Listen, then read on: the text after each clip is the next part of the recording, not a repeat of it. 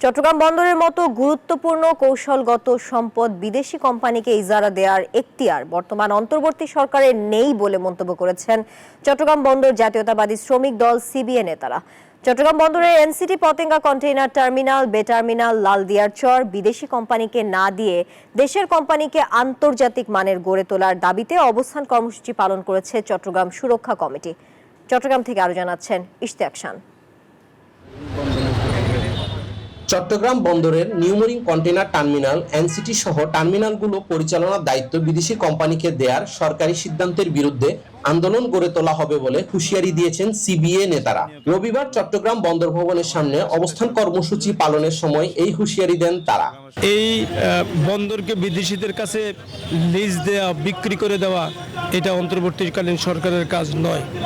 এদিকে চট্টগ্রাম সুরক্ষা কমিটি বলছে, চট্টগ্রাম বন্দর গুরুত্বপূর্ণ ও স্পর্শকাতর। এমন স্থানে বিদেশি কোম্পানিকে টার্মিনাল পরিচালনার দায়িত্ব দেওয়া হলে ভবিষ্যতে দেশের সার্বভৌমত্বের জন্য হুমকি হতে পারে।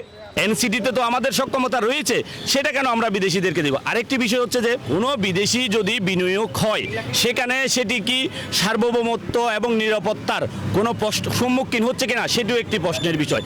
আন্দোলনকারীরা বলছেন, চট্টগ্রাম বন্দরের পরিচালনার ভার বিদেশিদের হাতে তুলে দেওয়ার সিদ্ধান্ত দেশের স্বার্থবিরোধী। সবাই বসে আমরা সিদ্ধান্ত নিই।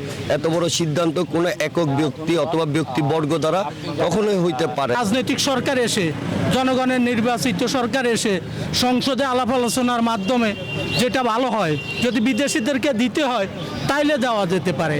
ফ্যাসিবাদের পতনের পর দেশের স্বার্থ সংশ্লিষ্ট বিষয়ে গণতান্ত্রিক প্রক্রিয়ায় সিদ্ধান্ত নেওয়া হবে, এটাই ছিল জনগণের প্রত্যাশা। তবে বন্দর বিদেশিদের হাতে তুলে দেওয়ার সিদ্ধান্ত এই সরকার এককভাবে নিতে পারেন না বলছেন আন্দোলনকারীরা।